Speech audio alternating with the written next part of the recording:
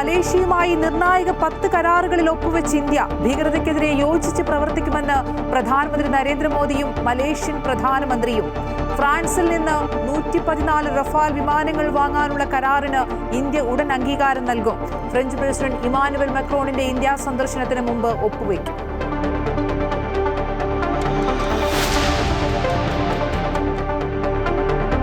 ഏപ്രിലിന് ശേഷം റഷ്യയിൽ നിന്ന് എണ്ണ വാങ്ങുന്നത് ഇന്ത്യ അവസാനിപ്പിക്കുമെന്ന് സൂചന.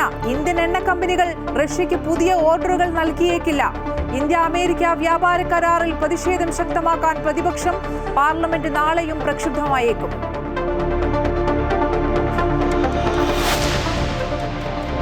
ശബരിമല സ്വർണ്ണക്കൊള്ളയിൽ പ്രതികളുടെ മൊഴി കള്ളമെന്ന് VSSയുടെ അന്തിമ പരിശോധനാ ഫലം. പ്രതികൾ പറഞ്ഞതിലും കൂടുതൽ സ്വർണം നഷ്ടമായെന്ന് റിപ്പോർട്ട്. കാലപ്പഴക്കം നിർണ്ണയിക്കുന്നതിൽ അവ്യക്തത. വീണ്ടും സാമ്പിൾ ശേഖരിക്കും. പോറ്റിയുമായുള്ള കടകംപള്ളിയുടെ മറ്റൊരു ഫോട്ടോ കൂടി പുറത്ത്. 2 അല്ല 40 തവണ പോയാലും തുറന്നു പറയാൻ മടിയില്ലെന്ന് കടകംപള്ളി. പോറ്റിയുമായി സാമ്പത്തിക ഇടപാടുകളില്ലെന്ന് അടൂർ പ്രകാശിന്റെ മൊഴി. പോറ്റിയെ കയറ്റിയത് KC വേണുഗോപാലെന്ന് MV ഗോവിന്ദൻ.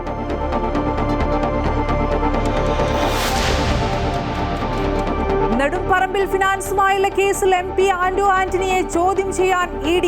ഹാജരാകാൻ നോട്ടീസ് നൽകും. ഉന്നയിച്ച ആരോപണങ്ങൾ തെളിഞ്ഞെന്ന് CPM പത്തനംതിട്ട മുൻ ജില്ലാ സെക്രട്ടറി KP ഉദയഭാനു. ആന്റോ ആന്റണിക്കെതിരെ തെരഞ്ഞെടുപ്പ് കമ്മീഷന് പരാതി നൽകാൻ CPM. രേഖകളില്ലാതെ 2 കോടി ആന്റോ ആന്റണി എങ്ങനെ കൈകാര്യം ചെയ്തെന്ന് വെളിപ്പെടുത്തണമെന്ന് MV ഗോവിന്ദൻ.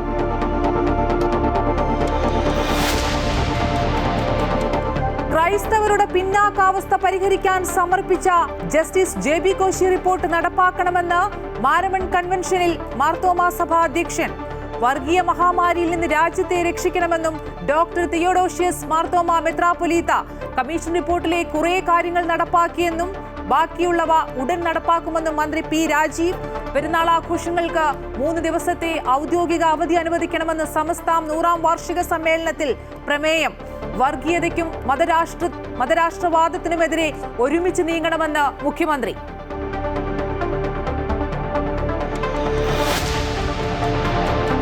തിരുവല്ല സ്പാ കൂട്ടബലാത്സംഗ കേസിൽ പ്രതികൾ സംസ്ഥാനം വിട്ടെന്ന് സൂചന. സംസ്ഥാനത്തെ സ്പാകളിലും മസാജ് സെന്ററുകളിലും വ്യാപക പരിശോധന. തലസ്ഥാനത്ത് കോർപ്പറേഷൻ ഉദ്യോഗസ്ഥർ നടത്തിയ പരിശോധനയിൽ സെക്രട്ടേറിയറ്റിന് മുന്നിലെ അനധികൃത സ്പാ അടച്ചു.